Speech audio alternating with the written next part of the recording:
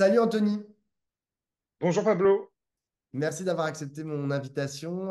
Anthony, tu es inspecteur du travail. Je rappelle, tu avais été mis à pied par la ministre du Travail de l'époque, Muriel Pénicaud, pendant le premier confinement, parce que il t'avait été reproché d'avoir exigé la mise à disposition de matériel de protection individuelle face au Covid-19 et la mise en œuvre de mesures de protection pour les salariés d'une association alors que ce n'était pas obligatoire. Voilà, Muriel Pénicaud avait considéré que c'était vraiment scandaleux ce que tu avais fait, donc elle t'avait mis à pied, puis tu as été réintégré à la suite d'une longue procédure.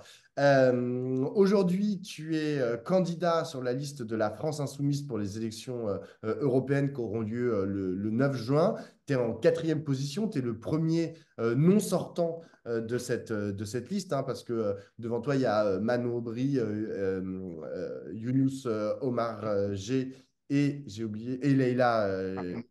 Comment? Marina, Et ensuite Marina, Marina Mesure, pardon. Non, ensuite moi et Leïla. Leïla Chaibi, elle est après toi.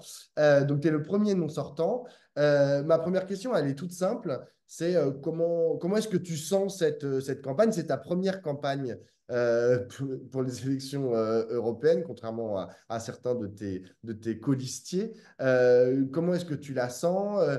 Comment est-ce que tu la juges? Est-ce que tu trouves que, par exemple, on parle assez de la question sociale, de la question du travail, qui est quand même ta spécialité en tant qu'inspecteur du travail?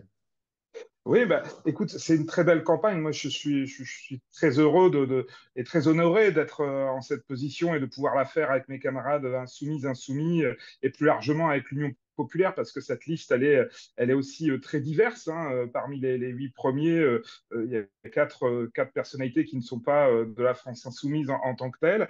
Et puis, qui sortant de la France insoumise, bah, franchement, moi, je suis à leur côté dans les réunions. Manon, Younous, Leïla, Marina, c'est des pointures, hein. C'est des gens sur lesquels on peut s'appuyer, qui ont mené des combats concrets. Je pense que Manon, tout le monde lui reconnaît ça. Et c'est une expérience qui s'acquiert très vite aux côtés de gens qui sont à la bataille. Et moi, ce que j'espère, c'est qu'on sera encore plus nombreux à la bataille pour pouvoir porter la question des luttes et la question des avancées sociales au sein du Parlement européen. Donc moi, je suis très à l'aise pour répondre à ta question dans cette campagne. C'est une belle campagne. J'ai été lundi à Amiens, tu vois, dans une salle pleine avec François Ruffin, avec Manon Aubry, avec Marina Mesure, justement. Et c'était une ambiance du tonnerre. J'avais été à Montpellier au début de la campagne. C'était plus d'un millier de personnes qui étaient là. Donc non, il y a une vraie mobilisation qui n'est pas évidente dans une élection européenne, par ailleurs, dans laquelle l'abstention est annoncée très élevée et on sait que dans notre camp social, ben, l'abstention, c'est le premier facteur de non-vote, quoi, après avoir été mal ou pas inscrit. Et c'est pour ça qu'on avait mené la bataille sur ces questions-là. Mais non, il y a vraiment des vraies équipes. Tu vois, demain, je serai à Paris pour un porte-à-porte géant qui réunit plus d'une centaine de militants. Enfin, et donc, cette campagne, on l'a conduit parce que on y croit. Et on y croit parce qu'on en a besoin. Je pense qu'on a besoin d'être le plus haut possible pour porter cette question sociale. Et alors, il n'y a pas de mon point de vue, hein, moi, pour être là, tu vois, complètement dans cette campagne, j'ai fait un meeting avec Rima, Hassan, et c'était super parce qu'on marche sur nos deux jambes, c'est-à-dire que on parle tout autant de la question sociale. Je te parlais du meeting d'Amiens lundi, par exemple, que de la question de la paix, parce que la paix et la protection des salariés, c'est deux choses aussi qui vont ensemble, hein. On sait que chacun aspire dans le monde du travail à être solidaire et à vivre en paix, je veux dire. Donc cette revendication-là, elle n'est pas du tout contradictoire et on la porte à la même hauteur. Alors par contre, c'est vrai qu'au niveau des récepteurs,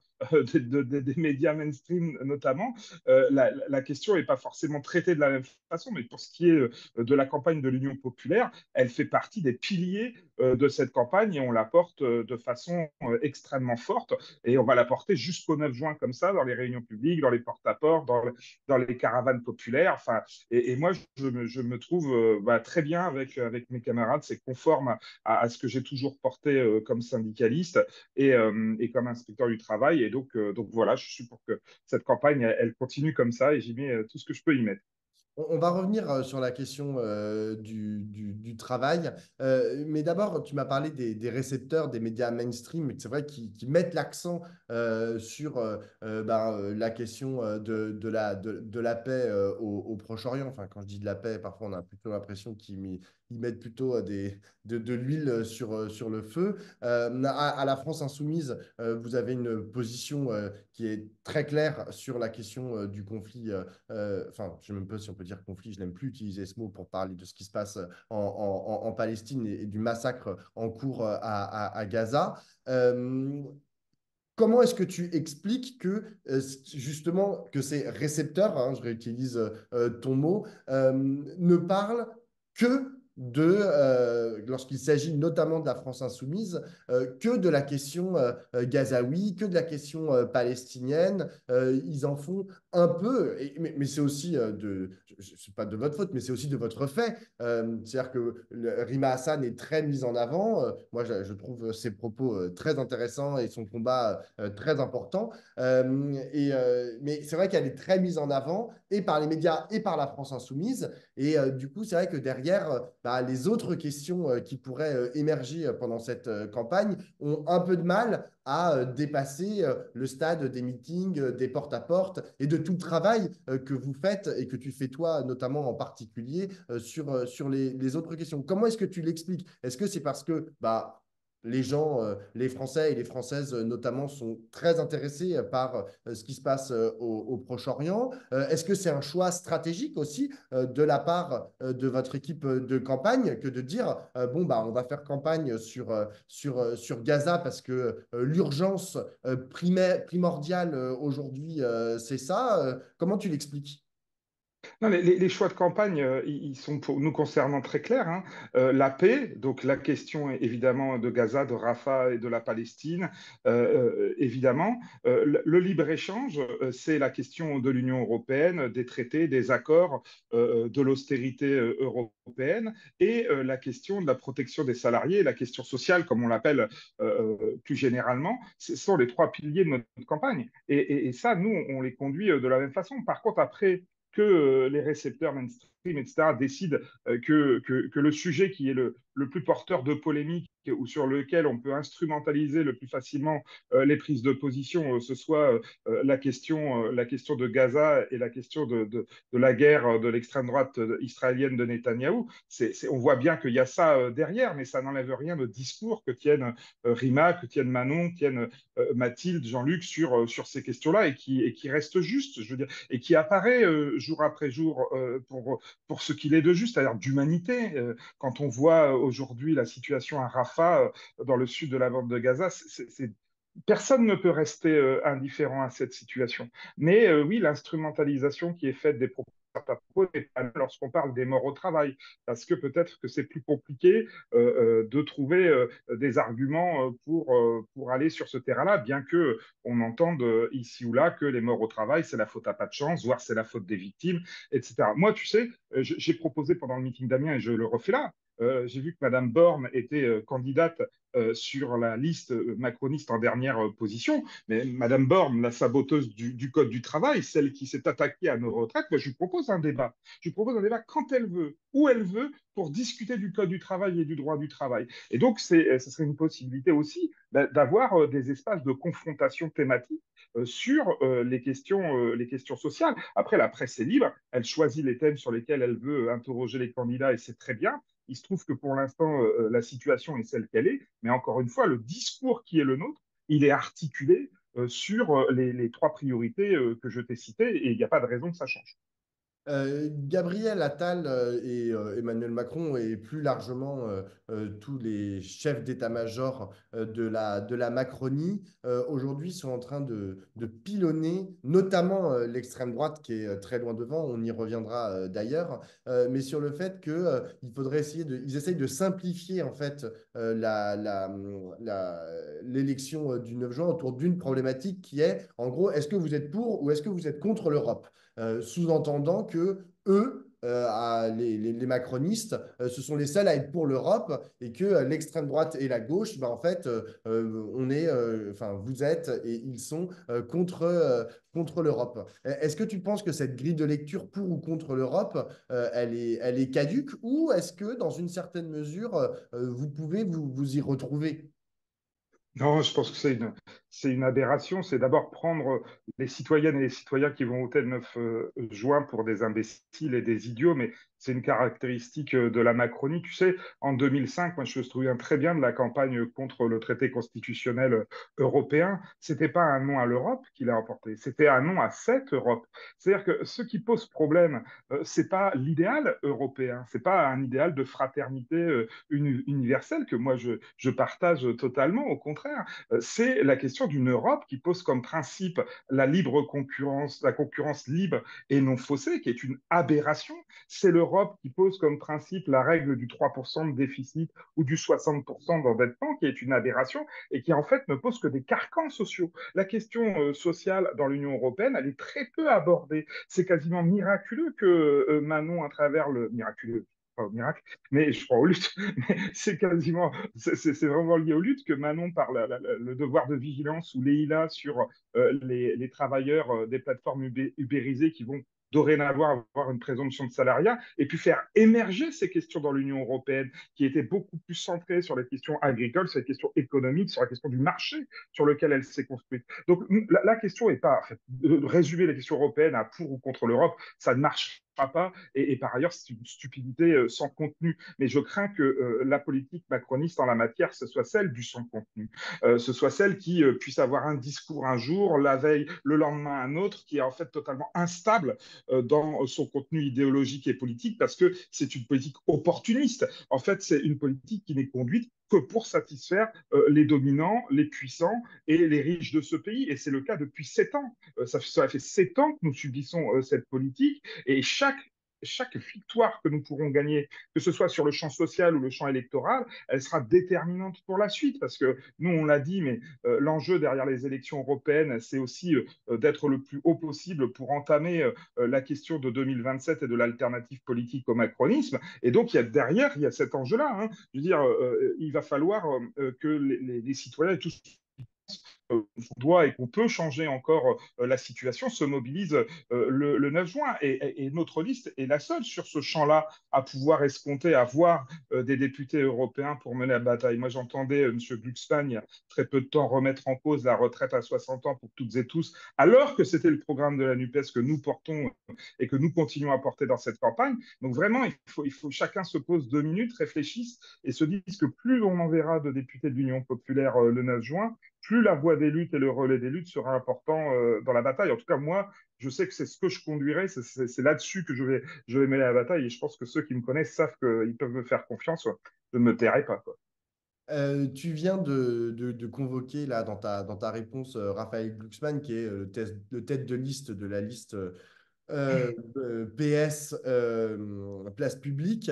Tu as eu des mots très durs, mais comme beaucoup d'insoumis à son égard, notamment par exemple sur cette question de la retraite à 60 ans. Lui-même n'est pas avare en pique à l'égard de la France insoumise.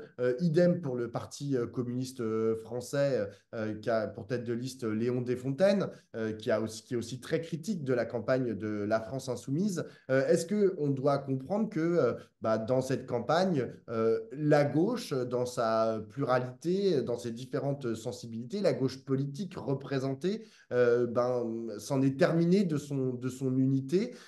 Et avec une sous-question, j'ai interrogé il y a une dizaine de jours Léon Desfontaines et il a terminé l'interview en disant moi, j'espère quand même qu'il y aura un maximum de députés de gauche, donc Parti communiste, Europe Écologie Les Verts, la France Insoumise et Parti Socialiste au Parlement européen qui seront élus. Est-ce que toi, tu formules le même vœu? Est-ce que tu espères que, par exemple, Raphaël Glucksmann réussisse à passer devant Valérie Ayé? Est-ce que tu espères que la liste de Léon Desfontaines fasse plus de 5% et puisse avoir des élus?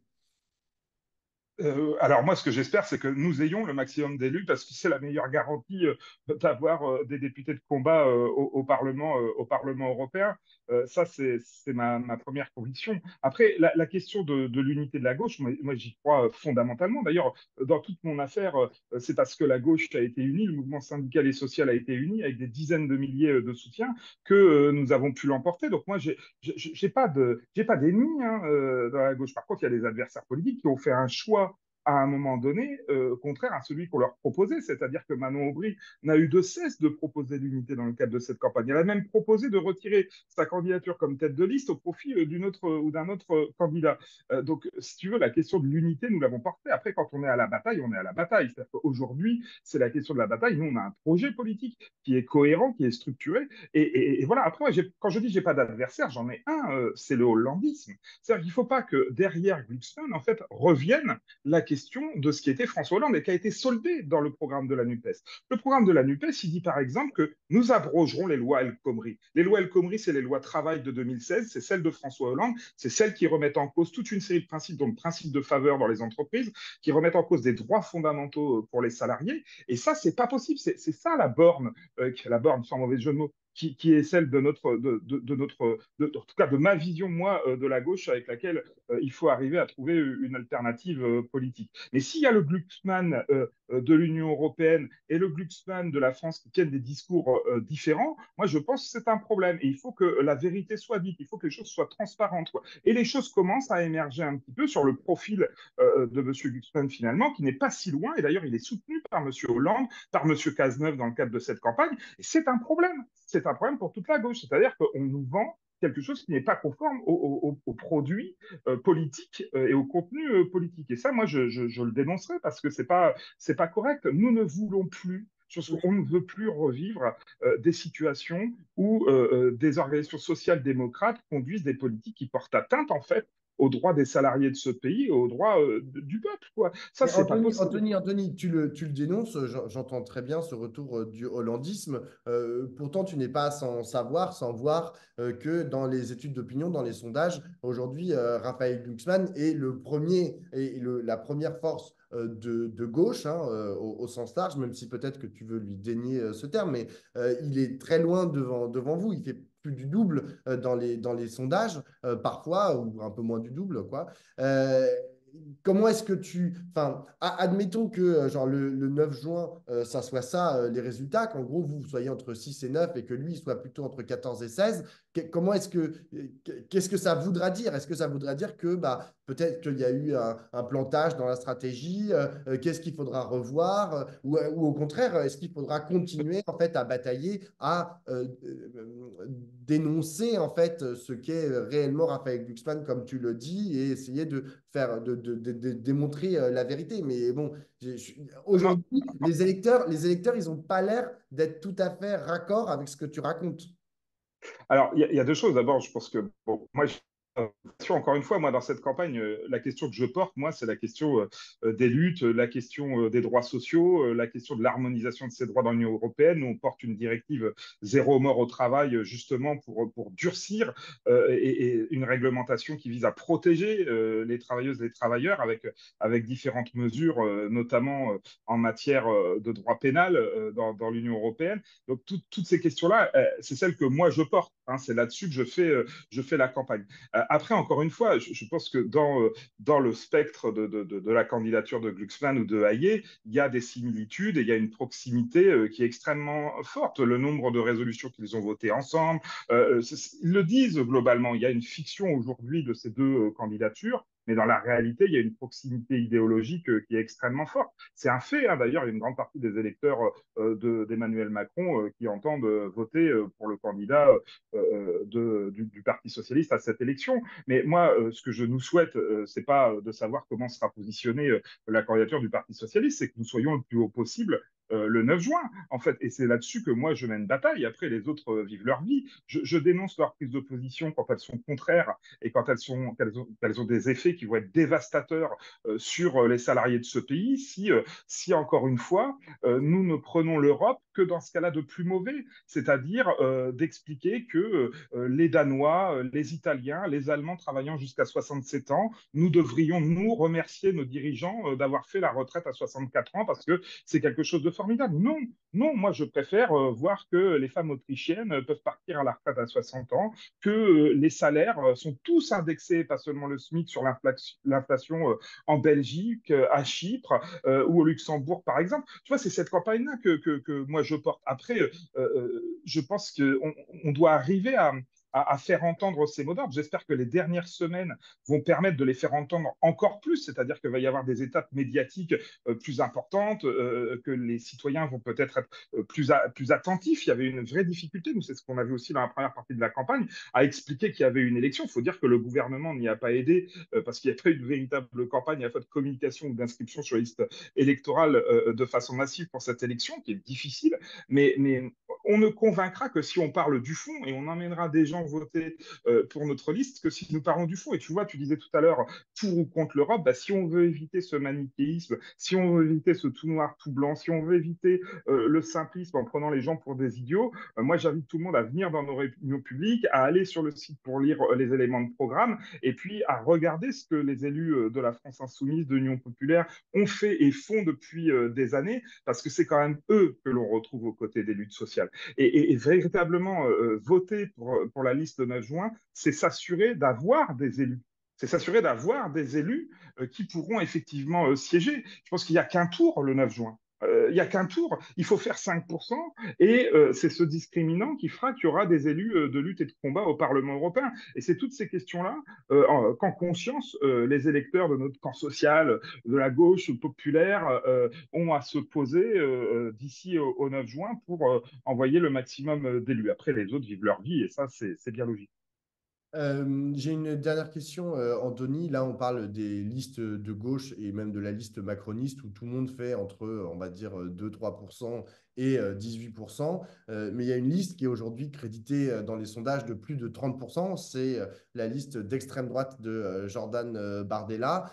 Si à ça, on ajoute les quelques pourcents de Éric Zemmour, de Florian Philippot, etc., l'extrême droite va être très, très, très, très, très élevée, vraisemblablement le 9 juin prochain.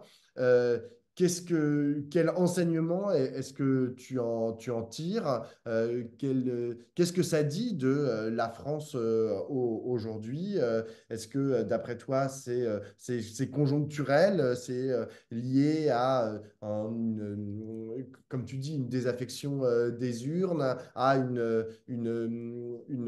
conjecture, on va dire, politico-économique et une défiance vis-à-vis du pouvoir en place qui favorise l'extrême droite, ou est-ce qu'au contraire, c'est plus structurel? Et c'est vrai que quand on voit ces 20 dernières années, la montée inexorable de l'extrême droite, élection après élection, on se dit, mais comment éviter le pire?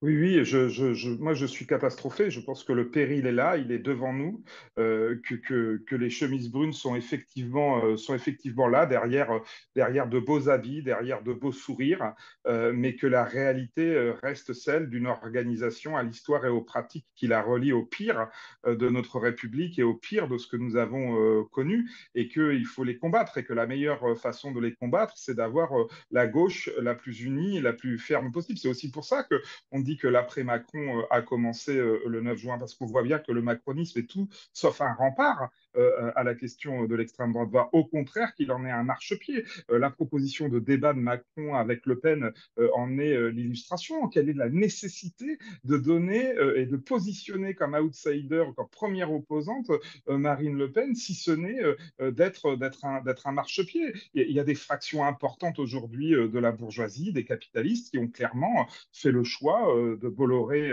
à d'autres de faire le choix en 2027 de Marine Le Pen. Et ça, c'est un basculement qui est extrêmement important. Et il faut que nous les combattions. Et je ne vois que il faut les démystifier aussi. Je veux dire, très concrètement, le Rassemblement national, moi, là où je suis, dans mon département, il est le relais fidèle des lobbies patronaux. Il a proposé, par exemple, que pendant les vendanges, les travailleurs se voient supprimer leur repos hebdomadaire. Et il écrit dans la proposition de loi qu'il dépose, ce Rassemblement national, que cela permettrait d'éviter les troubles lorsque des centaines de milliers de salariés sont occupés. Ce qui veut dire que pour le Rassemblement national, rien n'a changé. Les travailleurs, les salariés de ce pays, en fait, ce sont des troubles à l'ordre public. Et c'est ça qu'il faut. Il y a une mystification. Les travailleurs qui croient dans un discours qui est celui du Front National, du Rassemblement National aujourd'hui, sont trompés par ce discours-là. Alors peut-être pour des mauvaises raisons, parce que la France n'a pas réglé son rapport au racisme, parce que la France n'a pas réglé son rapport à l'antidreyfusisme, n'a pas réglé son rapport à l'Algérie et aux guerres coloniales qu'elle a menées. Je pense que ce sont tous ces travaux-là d'introspection sur nos propres histoires que nous n'avons pas fait. Et c'est dramatique parce que avoir dissimulé ça et ne pas avoir fait ce travail pendant des décennies, ça conduit aujourd'hui à avoir un discours totalement décomplexé, mais pire que ça, les affiches de reconquête, je ne sais pas si tu les as vues avec cet enfant blanc, c'est terrible. Donc le racisme est là, il est partout, il était dans les rues avec ces néo-nazis qui défilaient samedi dernier. Moi, ça me fait mal à ma France, quoi. Ma France, celle de la diversité, celle de nos richesses, celle de nos cultures, de nos histoires, celle de mon quartier où il y a 40 nationalités. C'est ça ma France et elle est belle de ça, quoi. Et donc moi, je suis pour qu'on réapprenne cette beauté de la différence, quoi. Nous, on est tous différents et c'est ça qui fait qu'on est beau, quoi. Et voilà, si on arrive à remettre de l'humain, de l'amitié, de l'amour entre les peuples, moi, je suis convaincu qu'on battra cette machine implacable de la haine. Merci beaucoup, Anthony. Et bah, d'ici le 9 juin, j'ai plus qu'à te souhaiter une très bonne campagne. Ciao, ciao. Merci Pablo, ciao.